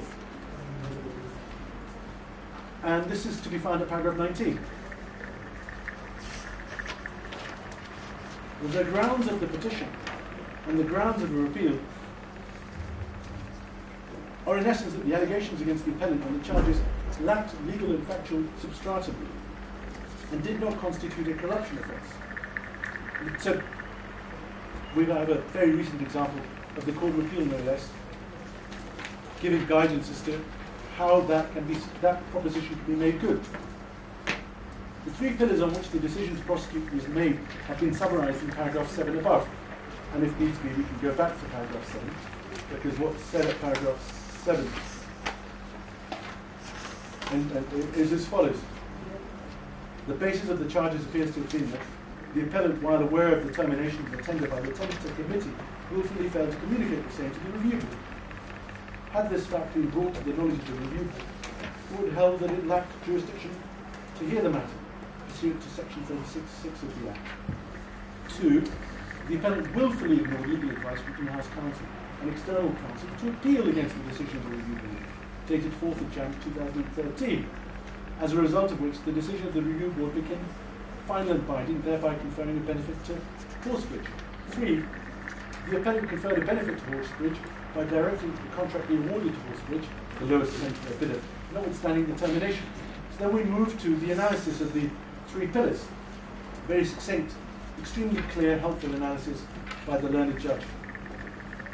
Paragraph 19. The three pillars on which the decision to prosecute have been summarized. 20. As regards the first one, failure to communicate the fact of termination of the tender to the review board, the respondents contended that had the fact of termination been communicated, the review board could not have reached the decision dated 6th November. In the appellant's letter dated 5th of March, the appellant asked the question, why were the minutes of 26th being held by our staff? The appellant states further that the issue had not been explained and refers to the withholding of the minutes as an institution of black spot. The CBK had a tender committee, legal department, procuring unit, all established under the 2005 Act, which were directly responsible for the communication of the termination of the tender. Those institutions are required to make decisions on behalf of the procuring entity and have a legal duty to ensure that the provisions of the 2005 Act are complied with. In those circumstances, it would be prima facie unreasonable of the EACA to attribute the failure to inform the review board of the termination solely on the appellant. Furthermore, the review board, a quasi-judicial body in its later decision of 4th January, made a finding that the minutes of tender committee purporting to show that it held a meeting on 26th September 2012, which terminated the tender, had been manufactured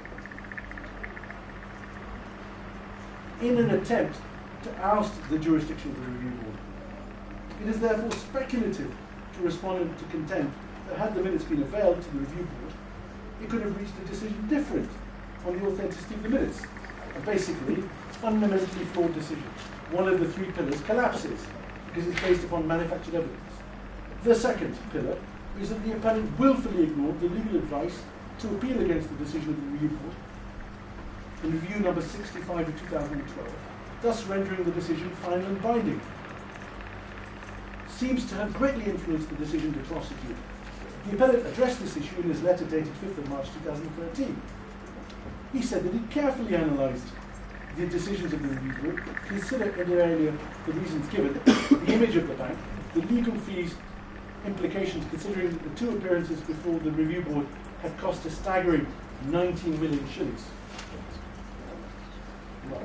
I say this in jest, I'm wondering whether any of my learned friends appeared in that case. But that the lawyers would like to go on forever. I could certainly see the force of that observation in some respects, that the tender was awarded to the lowest bidder, and thus there was no justification for appealing, and that the losing bidders have not appealed. The letter reveals that the appellant was also of the view that the CBK should not engage in legal tussles, which would involve the bank evaluation and tender committees, and that the image of the bank had to be protected. Those all look like intelligible, coherent reasons. The decision not to appeal was a discretionary administrative decision, partly based on policy considerations by the Chief Executive Officer of the bank, who was subject to the superintendence of the Board of Directors. Somebody else could have overruled it. It was not contended that the Board of Directors had different views. The reasons that the appellant gave for not appealing were apparently in the best interest of the bank, and apparently rational. There was no statutory legal duty for the appellant to appeal. That second pillar's gone, knocked out. Another killer blow. Third, last, as regards the third pillar, it's prima facie evident that the benefit that Horsebridge enjoyed was conferred by the public procurement process, which the Review Board affirmed to have been carried out in accordance with the 2005 Act. The award of the tender to Horsebridge was validated by two decisions of the Review Board. The High Court further gave the procurement process a stamp of legality when it issued orders of mandamus on 25th of September 2014 in the application. The appellant's further list of authority shows that the EACC, the first respondent, filed a civil appeal against the grant of the orders of mandamus, and the Court of Appeal dismissed the appeal. It's apparent the High Court left the matter raised by the appellant in response to the trial court determination without making any tentative or objective finding on the legality of the charges and the prospect of conviction. Then we move on to the standard. But each and every one of those fundamental pillars is knocked out. And I respectfully observe this decision, the most recent decision from the Court of Appeal of Kenya, confirms the high thresholds that must be overcome. Now, I don't intend to take the court to these two cases, but simply to explain to the court that yesterday much was made in submissions of how the DPP was criminalizing civil commercial conduct. But that was the language that was used, criminalizing civil commercial conduct. Two cases were relied upon, but actually the court, I'm sorry to say, wasn't told the context. What I'm going to do, without taking the court to the cases, because I'm conscious of time, is just to explain to the court what those cases were. The first is to be found in the petitioner's list of authorities bundle, tab 13, page 230. And it's the case of Muhammad Ghulam Kamali versus the Chief Magistrates Court of Nairobi, 2006 PKLR. The factual background is very simple, and I'll try and summarize it as succinctly as I can. There was an agreement for the supply of cars, Hyundai cars. Cars were obtained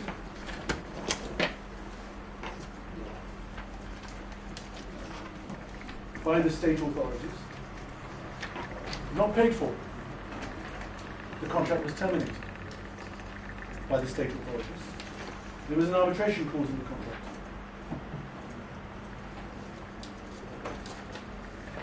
The applicants complained that they'd been harassed and oppressively treated by the respondents through the officials of the government,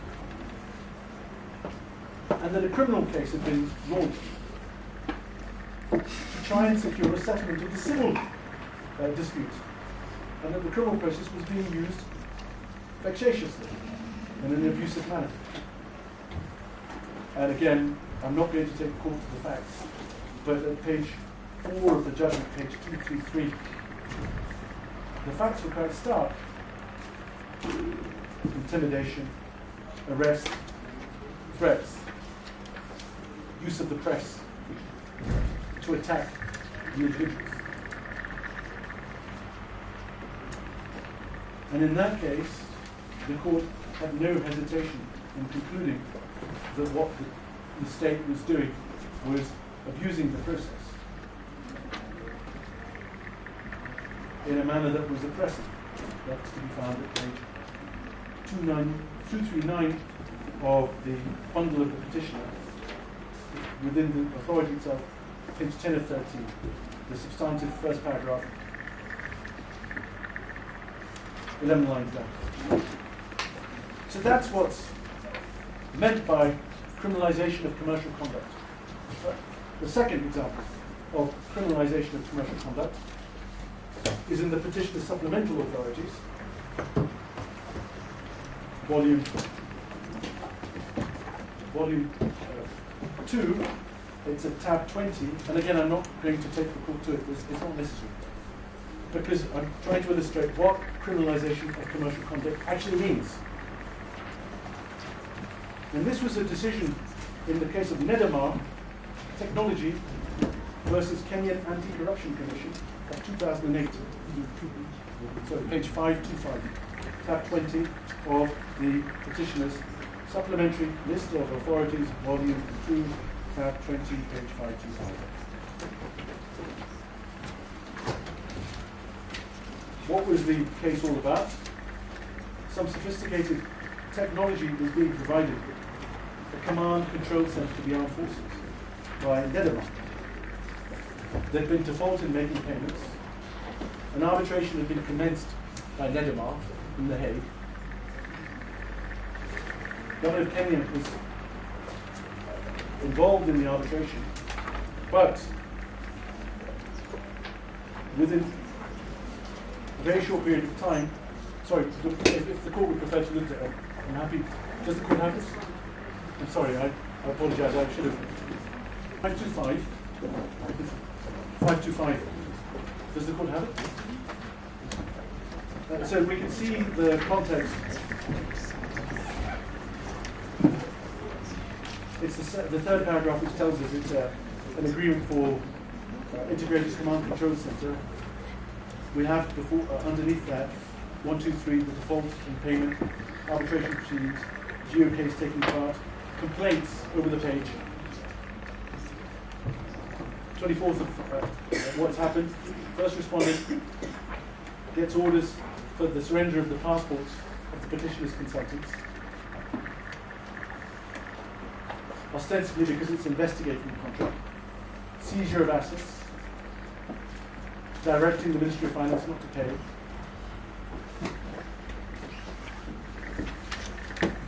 and it seems interrogation of different employees, which looks intimidation. Page 532 is the relevant reference, and it's underlined helpfully, second paragraph. This is what happened. And the underlined text tells us as follows. All in all, I hold both respondents are not entitled in law to criminalize a commercial transaction. While it's clear to all that the greater public interest, which is recovery of the loss, can be secured in the arbitration. Then the second text section, which is underlined, 5 lines up from that paragraph. A one-sided approach to investigations is a government big brother threat, or the flexing of governmental muscle in order to offset a contractual balance of power while arbitration on the issues at hand is proceeding in The Hague. That is what is meant by criminalization of commercial conduct. So far as issue 3 is concerned, the proposition is absolutely no basis to advance the contention of irrationality. 2 further issues upon which I wish to conclude. Issue 4, which is dealt with at paragraphs 54 to 58 of my written submission. If the court could just turn to those.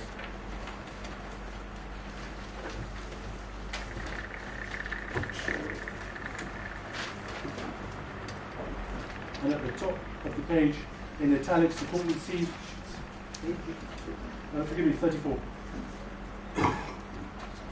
Above paragraph 54, the proposition, the 4th issue.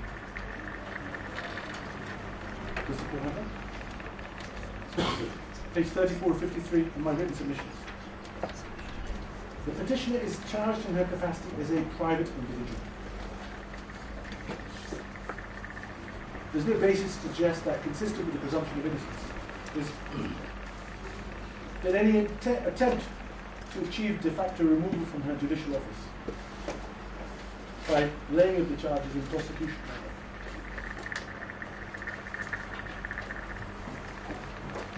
Paragraphs 54 to 58 refer to the narrative that the petitioner advanced if we look at paragraph 58 of my submissions. The petitioner had said in the petition at paragraph 16 and in the verifying affidavit at paragraph 37(1) that she would at a later stage seek leave to give better and further particulars of the matters vis-a-vis persecution, not prosecution. She never did. And we respectfully observe for very good reason, because there never were any such particulars.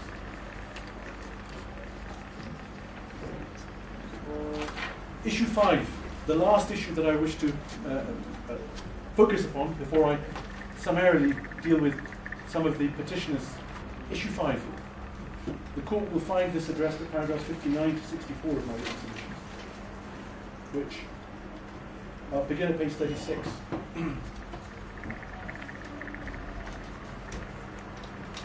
Does the court have it? And the proposition is under paragraph, is just above paragraph 59.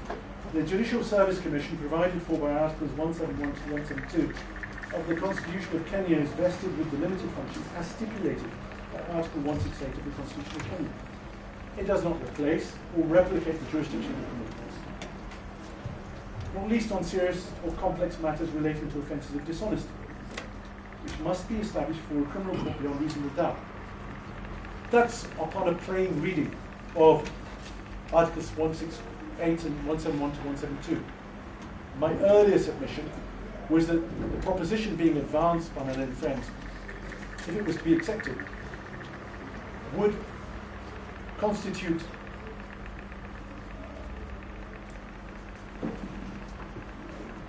an infringement of the duties and responsibilities otherwise provided to the first respondent, void of any requirement of consent from a party, from any person, and which are untrammeled with reference to the nature of the person, any person, the nature of the offence, any offence, the nature of the court, any court.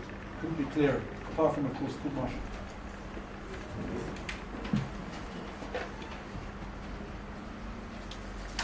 And we see paragraph 168, extracted at page 36 of my submissions, how a judge may be removed from office.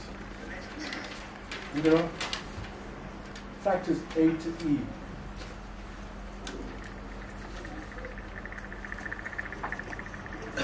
If it was intended to provide the Judicial Services Commission with jurisdiction over criminal conduct, surely the drafters of the Constitution would have included a little f. It may be that certain types of criminality may also constitute gross misconduct or misbehavior. But that's after they've been established beyond reasonable doubt by a court. Put another way,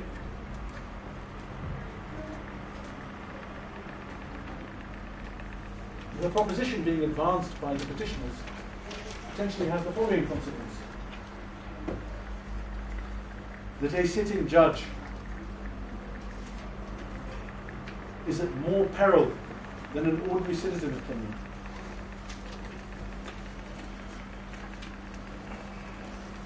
Because, according to the petitioners, the sitting judge, if they're right, does not have a right to a trial in an open court. The sitting judge, if they're right, does not have all of the protections and guarantees which are an intrinsic part of the criminal trial process. The sitting judge can be removed with reference to a lower evidential burden and not beyond reasonable doubt. The sitting judge has only recourse to the Supreme Court from a decision of the Judicial Services Commission, whereas an individual convicted or proceeding before the criminal courts was capable of invoking the jurisdiction of the High Court where necessary. That is the logical outcome of the proposition being advanced with respect by the petitioners.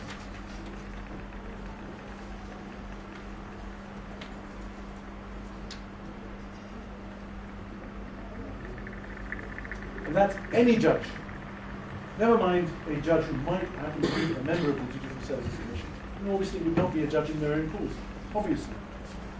But we're concerned with the principle. And the principle, as it's advanced by the petitioners, simply is unsustainable. So far as the fifth issue is concerned, the arguments put forward are arguments that cannot withstand even cursory scrutiny with reference either to the role of the DPP, as reflected in Article 157 of the Constitution, or the responsibility of the Judicial Services Commission, as reflected in Article 168 of the Constitution. Never mind the practicalities which I've just alluded to. In drawing to a close, I've sought to illustrate why its authorities, investigative and prosecutorial, are barred from acting absent a victim's complaint. Section 35 of the National Police Service Act 2011 doesn't require a complaint. It would be curious if any police force anywhere in the world was barred from acting absent a complaint. That's a license to intimidation.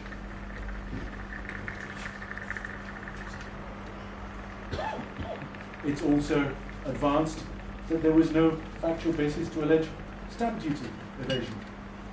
Well, the evidence is before the court only because the second respondent was responding to the very serious allegation. And it cannot be said there's not a factual basis. There's evidence before the court. Section 95 of the Tax Procedures Act, no less, 2015, provides it's a criminal offence if there's a failure to pay tax by a due date. Indeed, Section 45(1)(a) of the ACECA 2003, with which the petitioner is charged with the offence,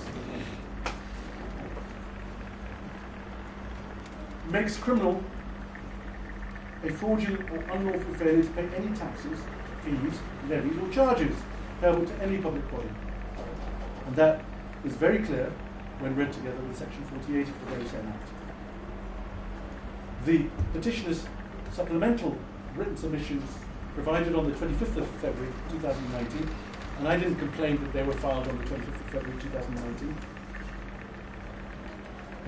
suggest that somehow the jurisdiction of the Director of Public Prosecutions is limited because of the role of the Ethics and Anti-Corruption Commission. There's no basis to suggest that, with reference to the clear wording of Article 157 and the Office of the DPP Act 2003. And that's paragraph 1.61 of the petitioner's supplemental submissions, dated 25th of February 2019. Paragraph 1.62 of the supplemental written submissions suggests somehow there was a requirement to provide a notice pursuant to Section 26 of the ACEC 2003. Now, that wasn't raised in oral argument, but there's no basis to suggest that.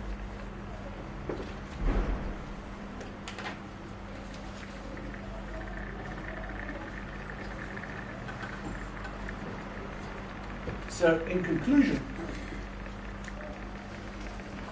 as the court will have seen within Volume 1, and hopefully the court will have an opportunity to read all of the material that have been placed before the court, including the first respondent submissions filed on the 6th of September 2018, when analysed within the context of judicial review, the petition advances assertions which have not been substantiated in any way in the evidence that's put before the court or in the oral submissions. The position is, as it was on the 28th of August 2018, namely that the first respondent acted in accordance with all applicable legal requirements, and the petitioner has abjectly failed to demonstrate in an arguable case otherwise. My lady, unless I can assist the court further, those are my submissions on behalf of the first respondent.